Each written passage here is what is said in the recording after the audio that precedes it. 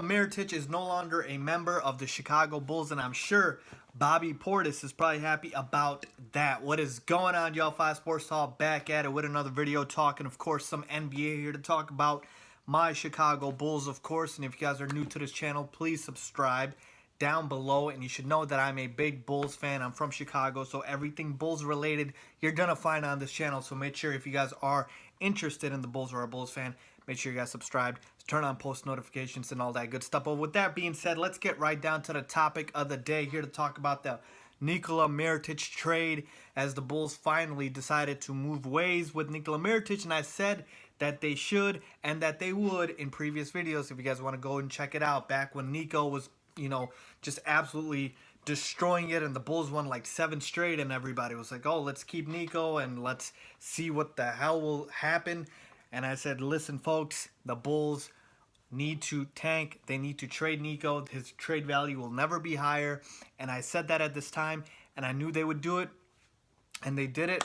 And I am so glad they did it, okay? But let's just break down this trade, okay? Let's break it down from the Bulls side. Let's break it down from the side of the Pelicans. And let's see who won this trade and who didn't win this trade, of course. So, obviously, I will start from the Bulls side on this trade. So, the official trade was the Bulls get Jameer Nelson, Tony Allen, Omer Asik, a protected 2018 first-round pick, and the rights to swap the second-round picks in 2021. And the Pelicans, of course, get Nikola Mirotic, and they get a 2018 second-round pick, okay? A lot of these things in this trade, a lot of the pieces in this trade were not announced till later. And so it's important here to see what actually is going on with this trade, okay? So obviously, the biggest asset in this trade for the Bulls by far is that first-round pick, folks. And I don't care what you say. You might say it's a late first-round pick. You might say it's at the end of the first round. It's a first-round pick, folks. And those things are valuable. And the fact that you got a first-round pick for Nikola Mirotic, just think, folks, this time last year, a first-round pick for Nico seemed like a foreign concept. So the fact that the Bulls were able to get that for Mirotic is a win in itself, and that already constitutes this as a win for the Bulls in this trade, okay? So the fact that they got a first-round pick for Nico, although it has protections, and I will talk about those protections real shortly, the fact that they were still able to get a first-round pick for Nico is a win-win. The other players in this trade, they're pretty much just throw-ins. Jameer Nelson, Tony Allen, Omer Asik, and that second-round pick. Now, of course, the second-round pick, they get the right to swap it, so it's really not like it's right now. It's in 2021, so we'll see what that pick is at that time. But if you look at the players in this trade, Omer Asik is really the only guy that I can see them keeping, and that's because his contract is for a couple more seasons. He's got a very bad contract, and the Bulls basically had to swallow his contract to be able to get that first-round pick, and so, of course, they're going to keep him. And he used to play for the Bulls, if you guys remember, back a few years ago. And he's going to provide maybe a solid, deep rotation in terms of the big men.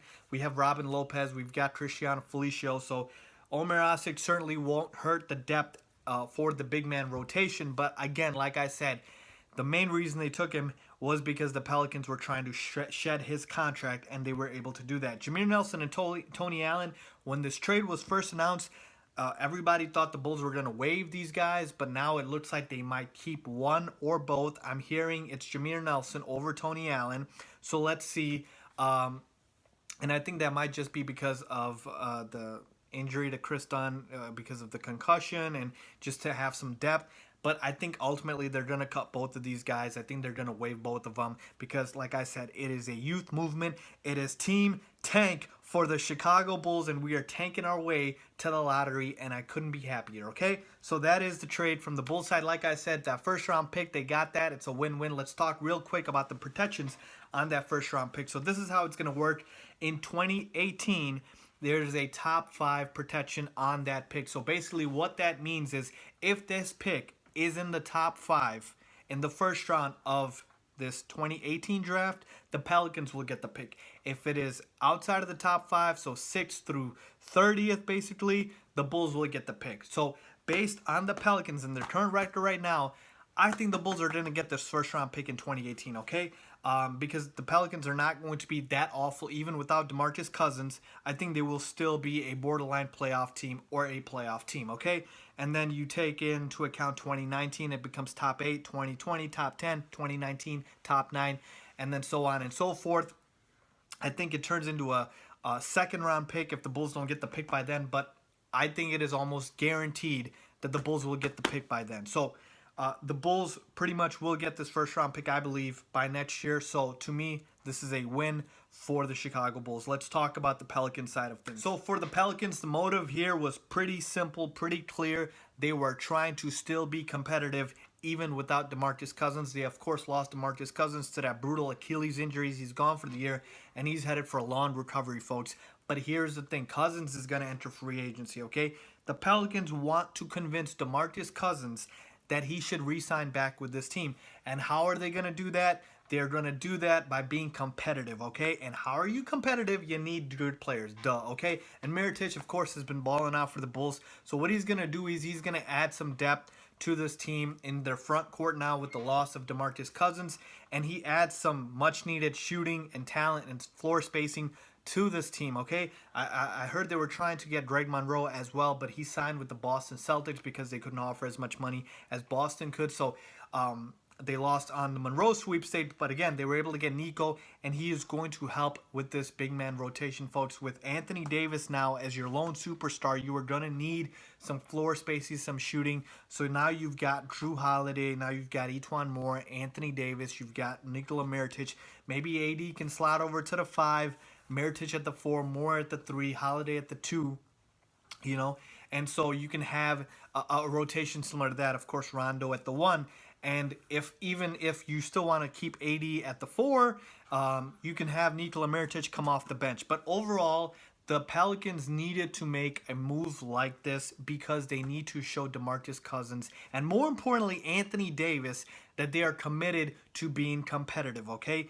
AD is locked into a more long-term contract than DeMarcus Cousins is, but the fact still remains that you want Anthony Davis to be thinking good thoughts about the organization, that, hey, they're putting the pieces around me for this team to succeed, and they want this team to be competitive, and they want me to believe that this team is going to be competitive. And how do you do that? Like I said, you surround yourself with the team with good players. You surround the stars with good players. And I think Nico is going to be a good fit for the Pelicans. I like this fit for them. Like I said, he is going to add some much-needed floor spacing. I think there are another couple wing players, 1 or 2 good wing players away from being a very bona fide, solid playoff team. Of course, if they had DeMarcus Cousins, I think they would for sure be a playoff team. But again, let's see what happens. But I like this move. So again, a rare win-win for both sides in a trade like this. Like I said, you rarely get these, but I think it's a win-win. Of course, the Pelicans also unload that horrible Asik contract, even though they had to give up a first-round pick. But they are in win-now mode, and the Bulls are not. So both sides got what they wanted, and that's why it's a win-win for both sides, folks. That's what I think about this trade. Let me know what you guys think about this trade. Do you guys think the Bulls won this trade more or the Pelicans? If you had to put a gun in my head and pick one, I think the Bulls still got the better deal here. But again, like I said, it's a win-win. Let me know what you guys think. Leave your comments down below. If you guys like this video and want more analysis, please give it a thumbs up. Bringing more updates and news for you guys. Stay tuned. Stay locked in here. Subscribe. Follow me on my social media, Twitter, Instagram, all of that good stuff. And as always, thank you for watching.